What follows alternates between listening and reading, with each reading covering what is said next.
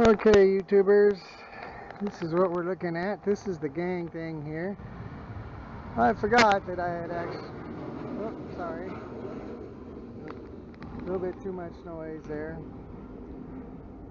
This is the unit I bought. You can see where the cigarette adapter is coming from each radio. This is GPS, I think. This is the FlyBuddy, and it takes a USB port, which means right in this section right here of the unit is a step down voltage thing there. So I'm going to have to keep this. What I'm thinking of doing is just rewiring these three directly to my fuse panel over there, or my Radionics Radio Master area. And because for me to tear this apart and rewire it and still maintain that, I think would be a mess. But we'll see. We're going to open up one of these and see what we get into. So I'll do that and we'll come back to that. Okay, YouTubers, we've gotten a little bit further. It's been interesting. As you can see, these are the units for the radios, and they have a big voltage reducer thingy in there, and both of them, because they're identical radios, and everything appears to be fine. You can see the connection wires down here. One's the center post I've taken out, and that's a positive, and actually there was a little fuse in there, which was interesting because I didn't know there was one. And I have a fuse. These go to a fuse panel that's up underneath, up in there. So this fuse is not required, so I don't have to worry about putting that back. But this is the unit for the GPS, and all it was is a black and red wire. And there was a fuse in it as well, but there's no voltage reduction for this one. So that makes it interesting. I think what I'm going to do is open this up if I can, and maybe it'll be a little easier for screws here. And we'll see if I can see how easily I can tap into this rather than running a bunch of more wires. So let me get to that and we'll show you that. Okay. YouTubers, we have this apart. And as you can see, here we'll get a little bit better for you. The actual plug-in, or the sockets, are straight wired, and USB have all the voltage reduction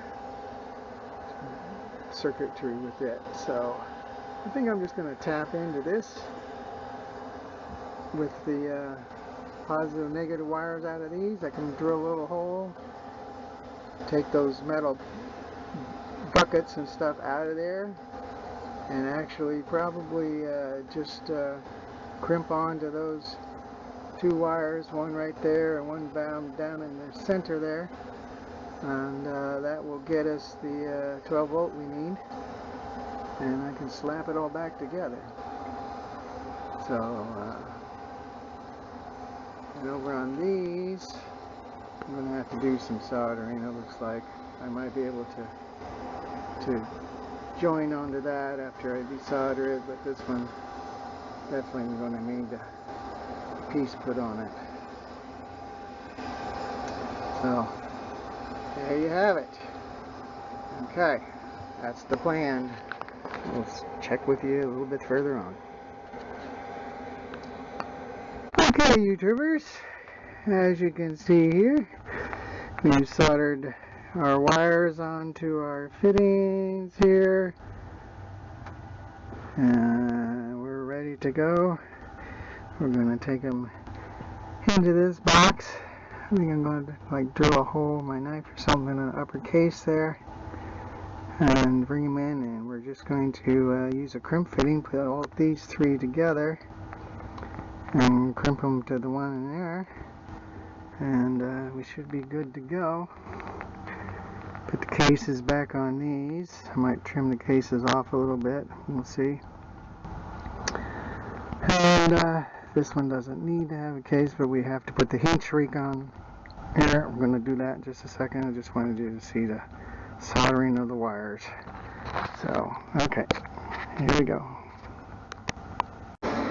Okay, YouTubers, I've made this soldering connection here. I made the soldering connection onto this piece. It's been heat shrinked. Right up here is the heat shrink that's going to slide down and cover this one. We melted a hole in the top of the case, and the wires are fit pretty snugly. So all we got to do now is basically heat shrink that, screw everything back together, and see how she goes. It looks like we're done. So there you have it. I'll show you a little bit later, a little bit more.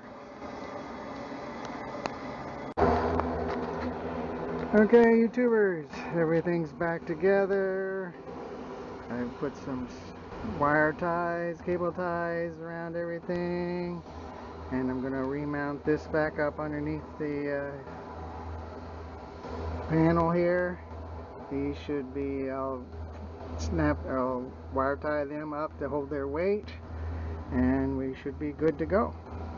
So anyway, I'm going to put them up there and we'll give them a whirl. Alright. Okay, YouTubers, the radio rewiring is completed.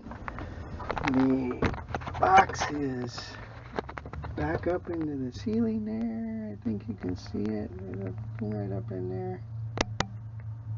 Yeah, I don't know.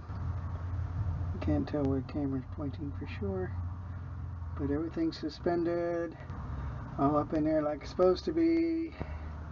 I turned on the radios and they worked fine without blowing any other fuses. So just a little cleanup in the cockpit here, and we can go home. This entire process took about 2.5 to 3 hours, and with only one cut happening in my finger here, so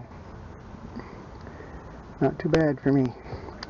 Alright, so we're ready to go again. Alright, that's all for now. Okay, YouTubers, after this morning's disappointment, I went out to the airport. It took about 3.5 hours, roughly. But you'll see on the video, or you did see on the video, that everything was put back together. We ended up soldering all the connections because the wires were too small to really use the crimped fittings effectively. And they're a little bit more secure. Everything got put back together, tied up, taped up, so that no rubbing can happen, and it's supporting its own weight with the bracket that's hanging from the top of the windshield or instrument panel area. So I turned on the radios and they work, and I turned it on before I changed the battery pack, so I knew I was using airplane power rather than the battery pack. And then after I turned them off, I changed the battery pack on the one radio that was giving me problems. So everything should be good again. It's hardwired so they can't shake loose, and as you saw, the one unit had USB ports for power, as well as the sockets for the 12-volt cigar shape or cigarette lighter adapters, which now have been modified and just hardwired into the system. So anyway, we're back to square one, ready to go. We'll see what the wind's like.